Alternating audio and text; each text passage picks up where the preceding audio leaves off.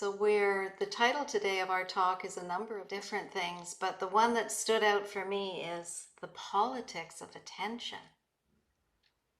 Really powerful, really powerful. It's a great idea to really ponder and think about. So we're going to explore lots of interesting things. And I'm going to introduce you to Katarina Halm, who is in Katarina in Vancouver. Yes. Yeah, and we've known each other for many years, I think now, through focusing on boredom.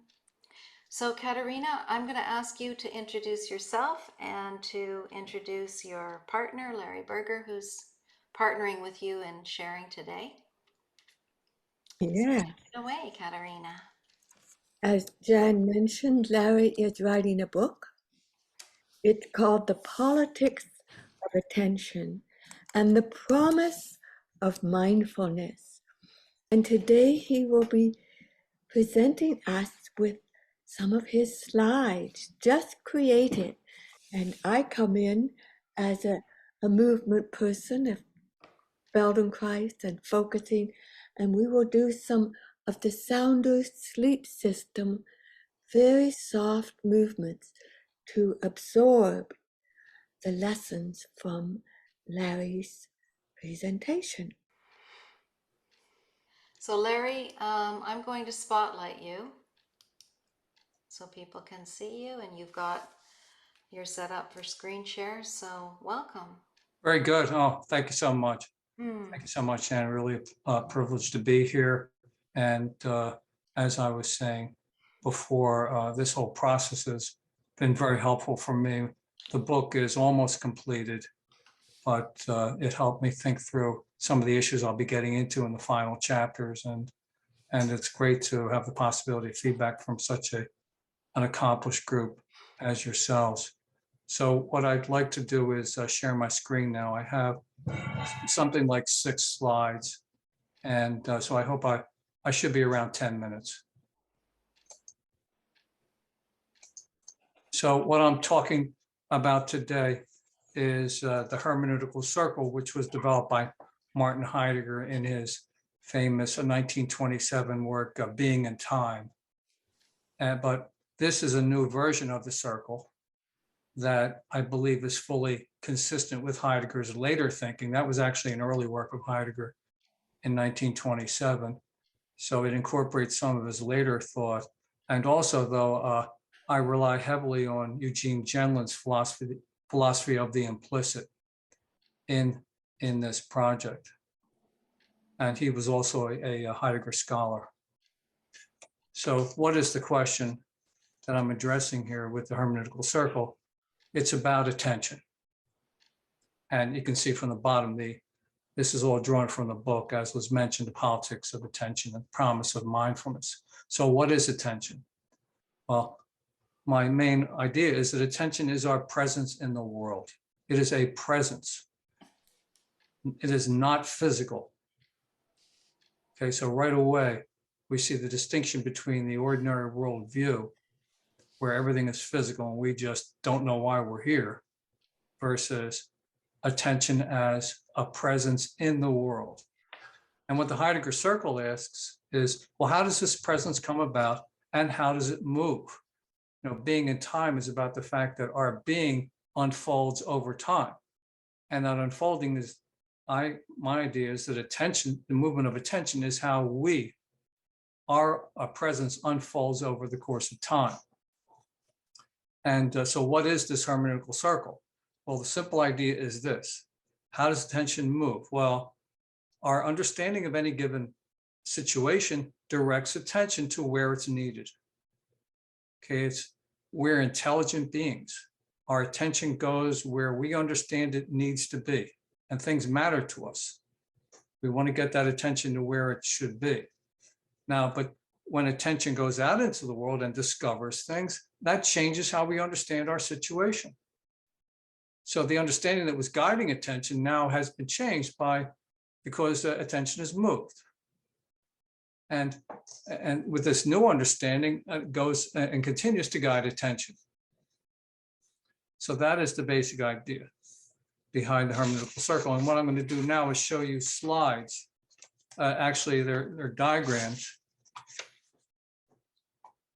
that explain the makeup of this hermeneutical circle. And at the top, we have attention. At the top of the circle, that's attention. And we have understanding at the bottom. I wish you could see me pointing to my slides here, but you get I'm going to tell you where it is on the screen here. So attention's at the top and understanding is the bottom. And you have these two other vertices that are going to make up the understanding on the bottom. So attention is prominent here as our presence. That's us on top there. Okay. And then at the bottom, we have the body on the right-hand side and language on the left-hand side. So that's the whole triangle that makes up, that's the hermeneutical circle. Okay, it consists of this triangle that has attention at the top, body and language on the bottom. And I hope I'll be able to show you these three are intimately related, even though they are totally different. These things are completely different. Attention, body, language. Who could think of three more different things? But I'm going to show in the book, at least, that these things are deeply related. You cannot understand any of them without the circle itself. Okay, so now let me get into what these three components are. And I think the three of them are miraculous. Each one is miraculous in its own right. And attention is, that's my life study. I've been working on this for literally my adult life. Attention is our presence, as I indicated, but it is not something hanging out nowhere. It's placed in the world, and where it's placed is in. You go down to the bottom right. It's placed in that lived body and its associated environment. The body, and this is important in Gendlin's thought, very important. The body environment, he calls it. Okay. And that consists of our individual understanding. So if I look at anyone as an individual extracted from this set of relations here, that's my individual understanding. Okay. So, but going back to what attention is, it's our presence, it's placed in the world, and it's how we relate to everything. It's through attention. If I'm not listening to you, then, we're not related. Okay. But let's get more into it. It's an openness. It's an openness, and we talk about holding or clearing space. That's achieved by way of the effort of attention. So the first miraculous thing I think about attention is that it's an open, unifying presence. I'll talk more about the unifying feature, but attention is us. It's in the world, and it's an open, unifying presence. That's an astonishing thing. And I think when I get to the end of the talk, you're going to see that I think it's a very special thing in our cosmos. So now we go to the next, the bottom right, the lived body environment. That's the individual understanding. And then going over to the left-hand side of the bottom, that's language. And that is a vehicle for shared understanding. Language can't be language unless there are multiple people that know what the word means. Okay, and that Wittgenstein is famous for this, saying there's no private language. You can't just call something in your head and it's not a language. So that's another unifying feature here. So I'm arguing that attention unifies us and language unifies us. It's a shared understanding that's achieved by way of shared attention. That's very well known. Many of you are psychologists. A child development literature has a robust basis for this idea that language comes about by way of shared attention.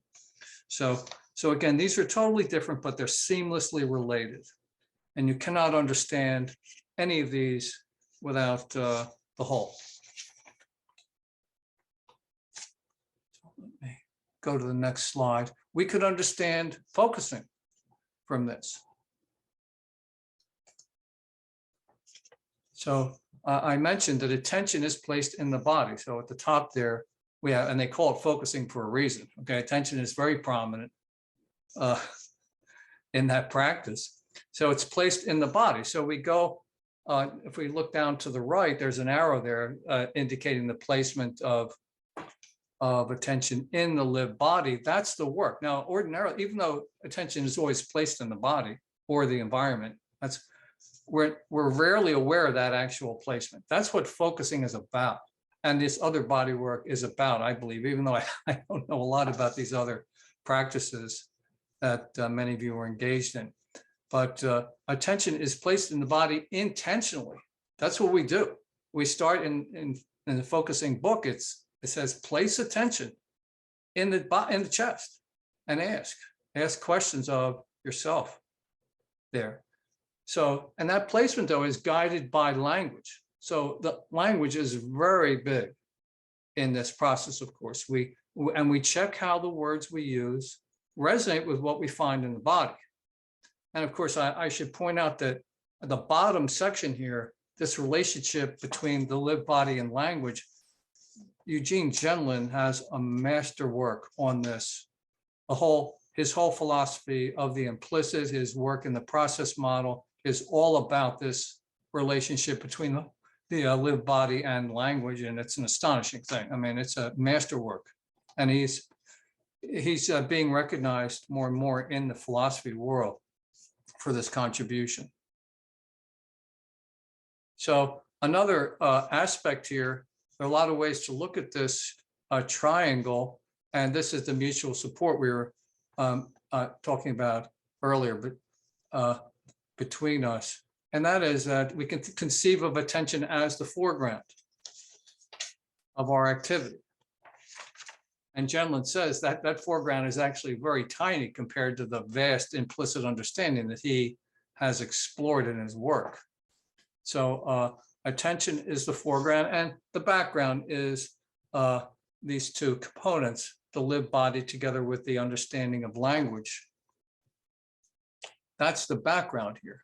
And there's a relationship of mutual support between that foreground and the background. What attention does is it brings that background to bear. So it brings my body and my understanding of the language. It brings it to bear in the course of engagement in the world. So that's how I show up. That's my presence. I bring my whole history. My whole history is in my bodily understanding, and it's brought to bear in the course of engagement in the world. And attention, by the effort of attention, it supports that activity. You stay with whatever you're engaged in. And so that action of the background is supported. But on the flip side, the background also supports that movement, because it's well known, of course, that if we think of the background as consisting of the body, the brain and its associated body, well, everybody tries to reduce attention to what goes on in the brain and all of its all the physiology. So I'm just incorporating that in here, that the background also is intimately related to the movement of attention at the foreground. So like I say, there's a lot in this. So if anyone has any questions, you can jump right in at any time, as Katarina said. But otherwise, I'll push through. I just have 2 more slides here. So next, we have the promise of mindfulness. And here, I think in terms of the state of attention, which is the extent to which mindfulness prevails. Okay, there's a higher quality, a finer sort of attention that we can bring about by way of the practice of mindfulness. And that is what determines the extent of openness and gathering and integration, in other words, for a unification that is brought about at the center of attention. And so what this means is that the possibility of mindfulness just recognizes the fact that our presence in the world can be more or less open. We know this, of course, that the world is the mess it is today because we are not open to one another. We are not in relation to one another. Okay. And so that presence in the world can be more or less open. It can be more or less unifying, bringing us together by way of shared presence. Okay. And what happens is that when we look at the body on the bottom right, that openness, integration harmonizes the body. It heals the body. And I know many of you are involved in that work. And on the other hand, on the left, bottom left, we have language, which is about communities. And there's also a possibility I'm pointing to here that there's a possible harmonization of the community, making it a better world by way of what attention can do, what mindfulness, and I see mindfulness and what I call active attention as the same thing. But attention, of course, is usually passive, and that's the issue. We're not drawing on this possibility for openness, unification. That's what mindfulness does. So that's the promise of mindfulness. And now I'm going to get a little more speculative, but this is Heidegger. And what, of course, Heidegger is quite famous as a philosopher. He's been very influential in 20th century philosophy, but people don't understand. He is the ultimate spiritual philosopher. And even though, of course, his reputation has been sullied by his involvement with the Nazi Party, he has an amazing vision to present to the world that is just not really well understood right now. But one thing right away is the idea is here, when it comes to ultimate meaning, and we need ultimate meaning, we need to understand what our place is in the cosmos. His idea is that we are addressed by something greater than ourselves. We belong here, okay? The standard modern worldview is that it's a physical universe and we're just accidentally showed up. Well, hello, that's nonsense. That's just nonsense. And the view you see here is, well, after all, we see it, attention is miraculous. Where did it come from? And we see language is miraculous. Where did that come from? We don't understand. We don't create language. Of course, it develops in the course of our lives, but we didn't invent language. That's crazy. We see it through the animal kingdom. There's something like language. We just have a higher form of language. We certainly didn't create it. So it is something that's greater than ourselves. And so what the idea here is that when I talk about something greater than ourselves, I'm going to call that the divine. We don't understand the divine, but we know it's something greater than ourselves. So the idea is that if we look at the top here, attention, my idea is that it's the divine spark. It's a presence and openness, a unifying force. And there are people who see the divine as what unifies, or at least one important aspect of the divine. It unifies. Divine is love. God is love. We believe that that's a unifying notion. So attention has that capacity to unify. And language also is a unifying phenomenon. It's how we understand one another. So the two of them speak to us. Okay, well, one of them, the attention, is placed in the body environment. That's at the core of our being. It's our center. That placement of attention, that's us. It's our very core. Okay, but where does it come from? We're placed, it's a cosmic phenomenon. Okay, attention is something that's greater than us. And for Heidegger, well, he's talking about being. Being is everything. And attention is human being in Heidegger's terms. So attention is placed there at the core of our being. Okay, and what are we called on to do? We're called on to listen to the divine word. That's at the bottom now. The divine addresses us. There's a calling. We are called on to listen, to hear the word, and in that manner to bring the divine presence into the world. That's Heidegger's idea, that this world could be much more, and it's tragic that the world is in the state it is. But our calling, our true calling on Heidegger's life is to bring that presence into the world. And we surely do belong here.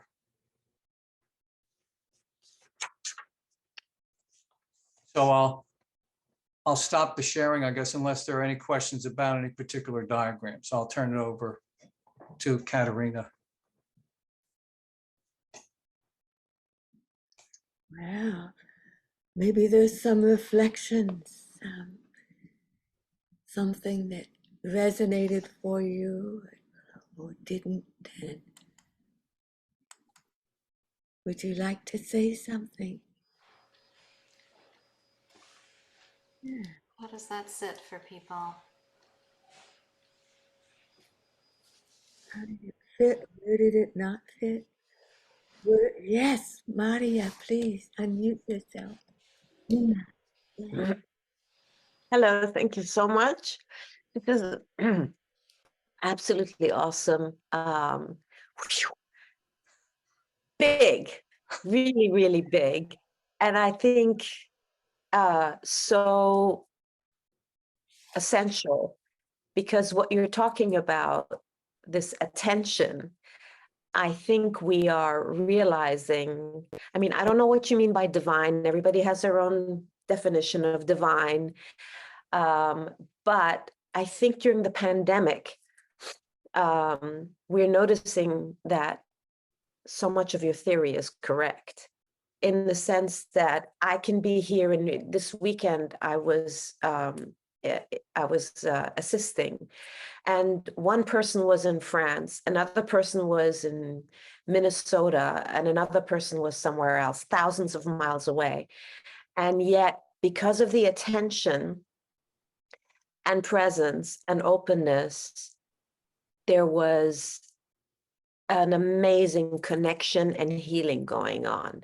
So, I mean, I don't know what else we need to sort of show that attention, human to human attention, even through a screen, can have tremendous effects on people's well-being. Well, you've hit on, this is my idea in the book, okay, because I've been in these groups and I have felt it, and I have heard people say, I have been seen and heard for the first time. Now, my idea, which I'm still working, I haven't written this chapter yet.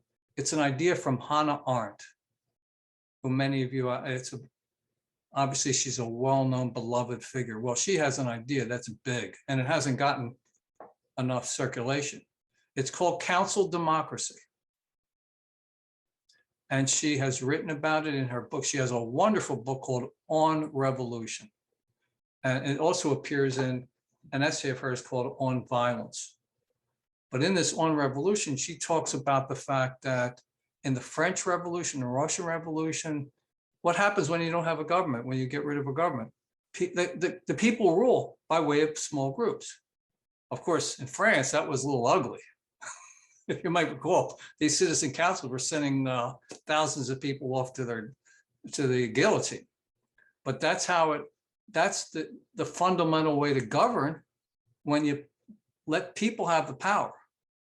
When the people have the power, they're going to govern. And her idea is you have many of these citizen councils, just like the groups you're talking about, except the difference is, and she's a phenomenologist. She was Martin Heidegger's lover, a great student of his, but she didn't bring in mindfulness. So that's my innovation, is going to be, we need groups like this where you have 3-minute rule, 3-minute rules on how long you talk in a breakout room. And then you have a facilitator who's politically neutral, and the whole process has got to be politically neutral. You can have everybody in here and they want to be seen and heard. Everybody wants to be seen and heard. Nobody wants to be cut off, because we belong. We belong in this cosmos, and we belong with our beloved fellow human beings. This is the way to do it, through the internet.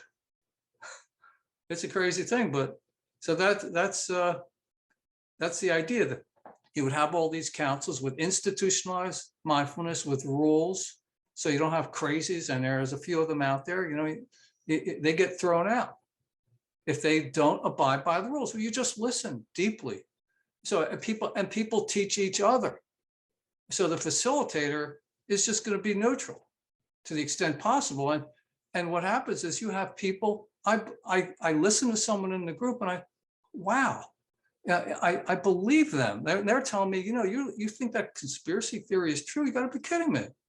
Everybody knows it, but it's when it's between people, they're going to start rethinking their views, and we'll learn from each other. So people would learn mindfulness, because that would have to be part of the training, or focusing would be ideal.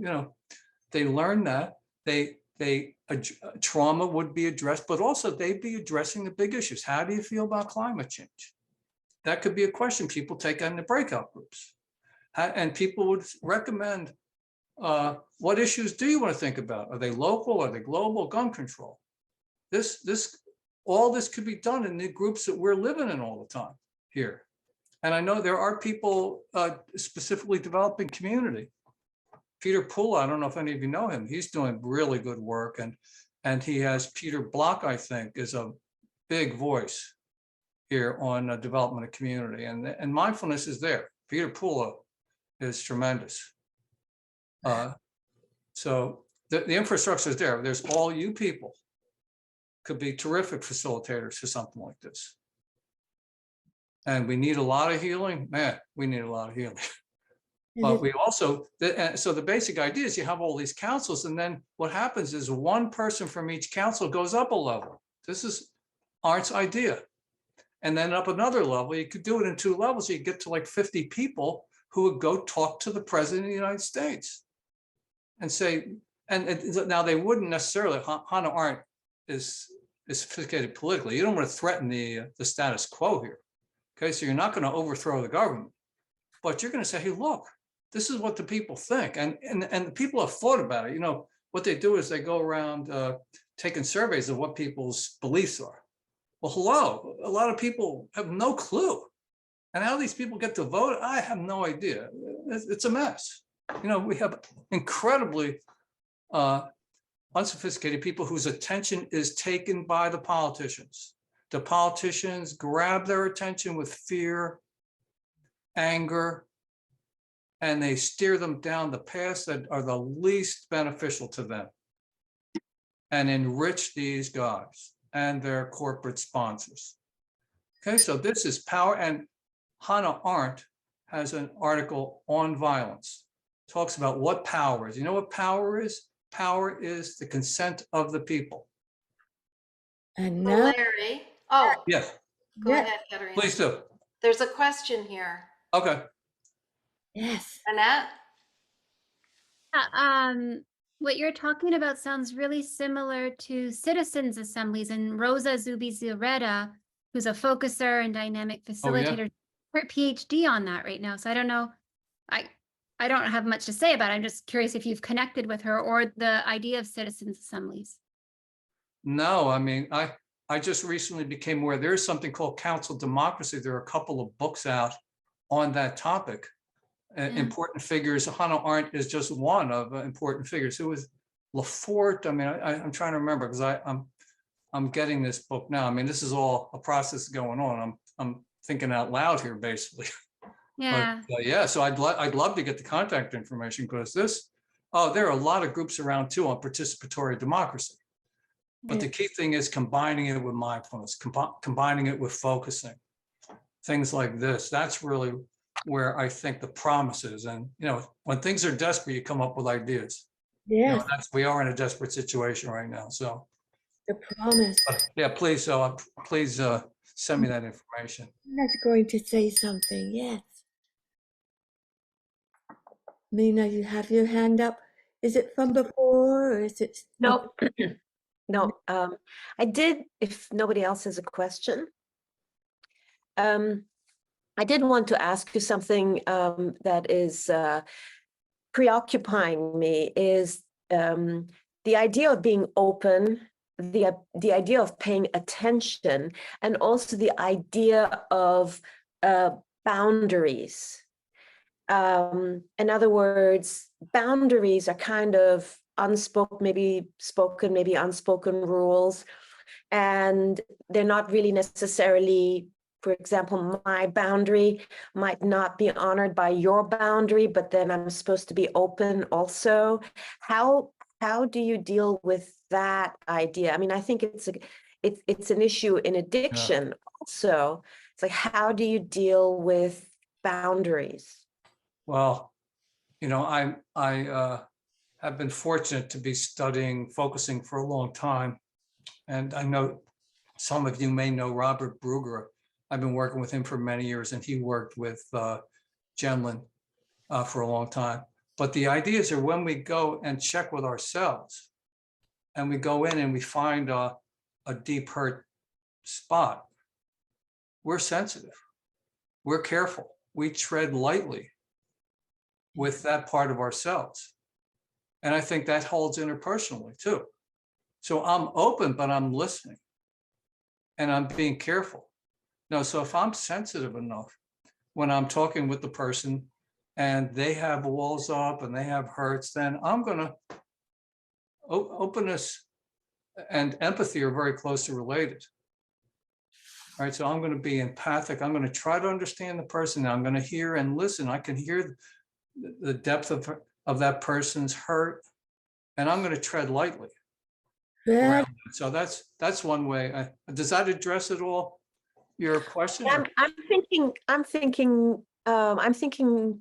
yes, I think that people who encroach on other people's boundaries are probably coming from a place of hurt, right? But you're open, and this person or these people, these groups, you can call them religious fanatics, any number of groups who are fixed in their ideology. And since you're talking about society and movements and mindfulness, but they are encroaching on other people's boundaries and safety. How do you deal with them? Well, I just we have to be examples. I think violence goes nowhere. We have to be living examples of just not doing that, and people have to sense it. I mean, it's got to be an organic process, and I think that goes for everything. These processes have to be organic. They have to arise out of our embodied wisdom and So our let me connections with others. just interrupt here to say that, and from a polyvagal lens, this is a very important conversation, because the basis of being able to be open with attention is to feel safe enough in our bodies, right? To be able to be safe enough that we're not shifting into these states of flight, fight, and freeze and folding in to dorsal. So from that lens, that's where we would begin to talk about this, is how do we create safe spaces? And within those safe spaces where the ventral branch of the vagus is activated, and we're not violating other people's boundaries because we're not living in states of fear and anger and rage. So, this is really Steve Porges' work, right? That safety, the presence of safety is the most important thing, because it defines how we experience the world. And that's why I think bringing together polyvagal theory with focusing practice and mindfulness and all these beautiful practices around attention is really crucial, because we don't feel safe, right? And we're not safe in the world. So how do we talk about that together and create those spaces together? And that's really what we work on a lot here in terms of the group and polyvagal theory. So, the role of attention and safety is fascinating to really get into. Yeah, and I should say that Heidegger had a lot to say about this, and Gendlin too. Gendlin wrote an article called Befindlichkeit, which stands for our attunement. The idea being that and we can talk about it in terms of feeling safe, but it's how we feel about our place in the world. Are we safe physically? But how do we relate to the whole cosmos? Does my life have meaning? So that's a very big part, and it's in my triangle. It's at the bottom right where it's the body. So the body has we have the emotions, and of course Gendlin goes right to the chest initially in teaching people focusing. So that's where we feel that sense of safety. It's so important in attention because it's all one. I mean, I think that's the idea here, is that this triangle is totally a unified phenomenon. So that's how the Heidegger approach would lend credence to your comment, Jan, which I appreciate. And we've been practicing, Larry, you and I have been practicing these of the polyvagal, and we can do a bit now as well in a moment, but Jan might want to say something more. No, I'm curious about your movement practice, We have Katarina. our 2 hands, and you know, if we are surprised, sometimes we go like this, oh my, and this is the path of the cranial nerve, the vagus nerve that then goes all the way down. So we can just do a little brushing together. It's something very simple. Yeah, just that much. And then the thumb can sit in the palm of one of your hands. So you have a thumb, you have the palm of your hand, and it can just rest there. And the rest of your hand can cradle it. And it's a very simple move from the Sounder's sleep system, which was created for modulating the parasympathetic and the sympathetic balance, which is what we do with the polyvagal. We want to honor the balance of a little bit of sympathetic spark and plenty of parasympathetic comfort to rest into for safety. So the thumb is there. You can have it on a pillow, you can have it on your table. Just let your hand rest somewhere. And we follow the breathing as it comes in and then flows out with presence and attention to your thumb that is resting in the palm. And you may find, depending on how you've arranged your hand, you may even find the other hand is resting in the palm of your other hand. You can play with that a bit. A thumb here, and if you curl your hand, then the other palm also. Maybe it has your index finger, just so it's comfortable for you. Yes. And now we stop for 4 breath cycles, just to absorb that little bit that you did.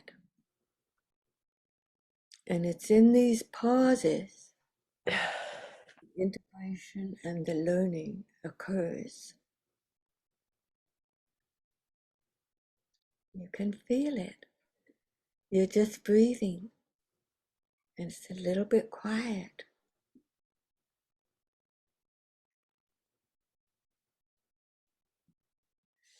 And let's do one more, the same thing. Just the thumb lands in the palm of your hand. The other fingers do whatever they want. And you'll notice what happens with the other fingers. Maybe the heel of your one hand is in the palm of the other. So you're aware of the center of the palm. Many of you know the Qigong, the Qi power that happens here. So it's very simple. This Sounder's sleep system is called a system because it's very simple and it has definite steps along the way. So we can tread very softly. And you're just breathing. And with your next out breath, maybe let your thumb be a little bit heavier. So almost like you're pressing a little bit. And then with the next in breath, you lighten the pressure. And just one more time, the out breath, the thumb is a bit heavier. And with the in breath, it lightens. And then letting yourself rest. Maybe you can hold the side of your face. And what was it like? Just absorbing that.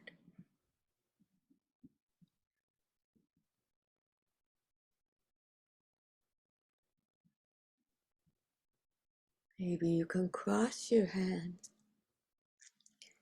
Maybe hold your sternum. What is natural for you to do as a kind of resting gesture? So many of you have your hands on your sternum. We'll do one more of these sounders sleep movements, and this one's called touching the heart. So you feel the warmth of your heart under your hands, and your heart feels the warmth of your hands lightly resting there. As your breathing just comes and goes all of its own.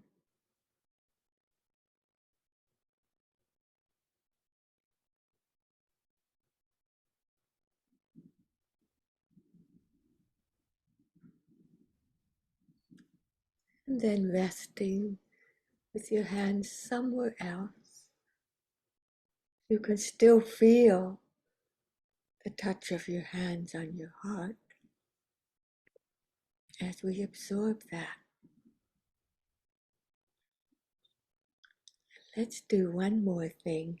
Let's make a triangle. Now, why did I think of that? In the base of the triangle, your hand could come under here, and you could imagine the other side. Oh, there's Larry's language on the one side, body, environment, understanding, and presence at the top. When we think about these things, we can gesture and we could see how it comes into the feeling. A few weeks ago, we did a whole hour with Robert and all the Lynn Preston and the focusing oriented therapists, and we imagine. So you can just have the triangle in a way that you like and think about language at one elbow, the bodily understanding at the other, the presence at the top, and the wide base when the triangle becomes a pyramid. And giving an invitation to what comes for you about that. From all we've done, 45 minutes together today. And then resting, and we'll just listen if somebody wants to share. Like a really beautiful thinking at the edge practice of taking the concept, right?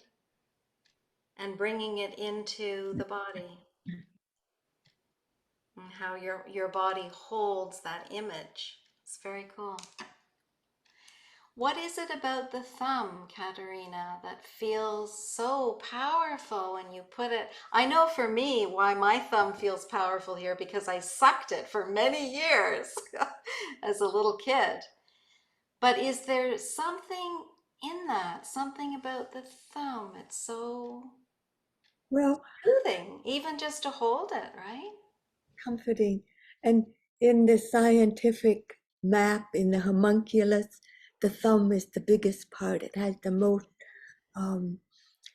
awareness, the most connections.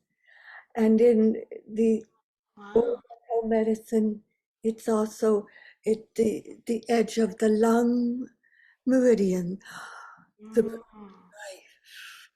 And in sound or sleep, this move, it's called the depth.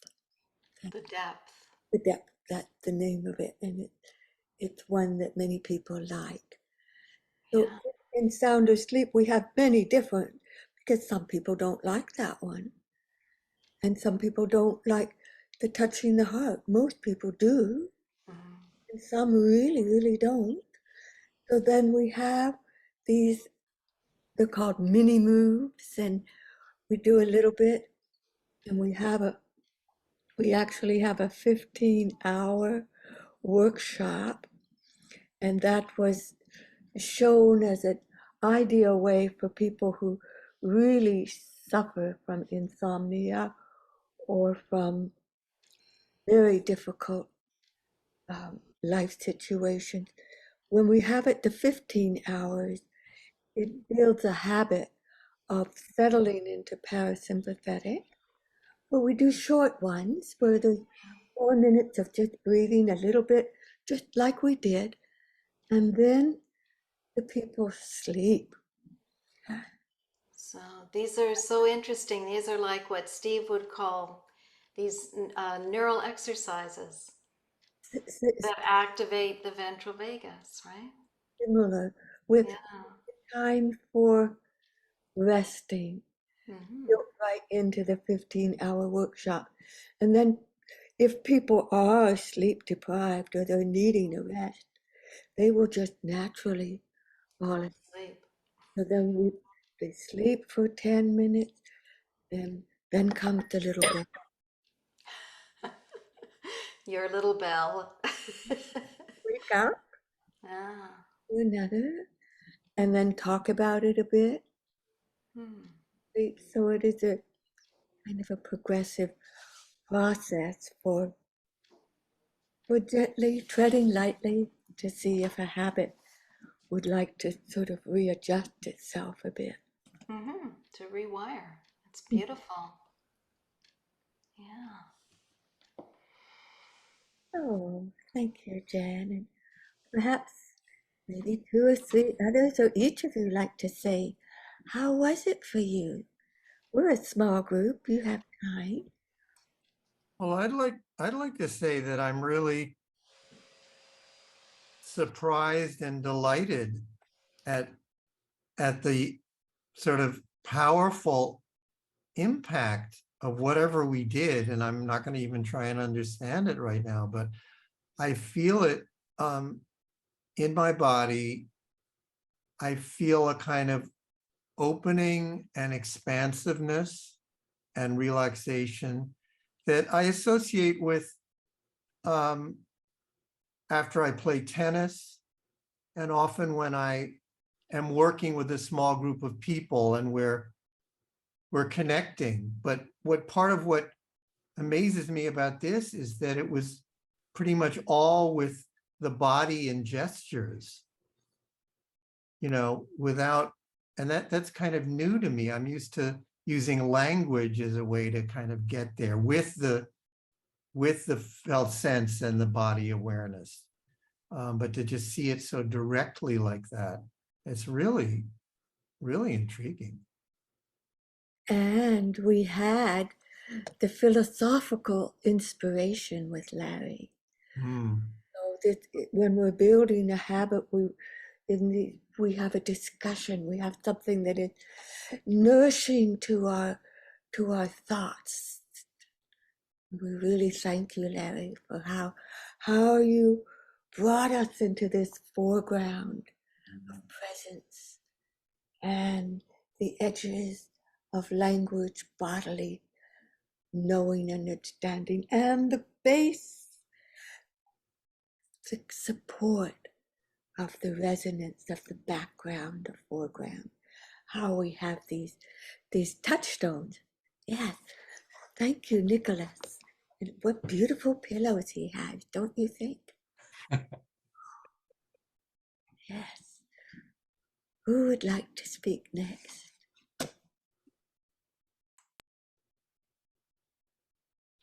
Could share a little bit. Oh, sorry, Mina. Did you want to? It's the Please first go time. Okay, first time I've been to this group since I spoke with Jan a little while ago. So Hello, yeah. Anne. Hello, Jan. Nice to put a face to an email. Yeah, Lovely. Welcome. Thank you so much. And I was really just came in a little late, and I think the first slide that I caught of Larry's was really exciting, because I I did some of my thesis a long time ago was based on Heidegger, and I just brought something into my awareness that I wasn't even aware when I was doing that. Or maybe it just reminded me of that divinity. So it's kind of, I have this feeling of like this, you know, with the triangle, but like how it expands to that divinity. So I think, yeah, we can move around that, right? Or there's the local awareness and that beautiful sense of something greater than ourselves. And it really reminded me of just aspects of my childhood that felt magical. And yeah, so there's more I could say, but I just really felt the magic in what you were saying, Larry, and then bringing that into that felt sense with Katarina, and just hearing your voice actually, Katarina, was very soothing to me. So yeah, feel very alive with these resonances, emotions, and kind of the naturalness, you know, the awareness that we do have that divine spark. We are connected, and it's so meaningful, and it brings so much meaning to mindfulness, you know, that it's not dry, it's actually divine and connected. I'll stop there because yeah, that's enough. But yeah, it's just really exciting to come into this group. Thank you so much. And thank you. That's inspirational to hear from you. I appreciate that, Anne. Thank you.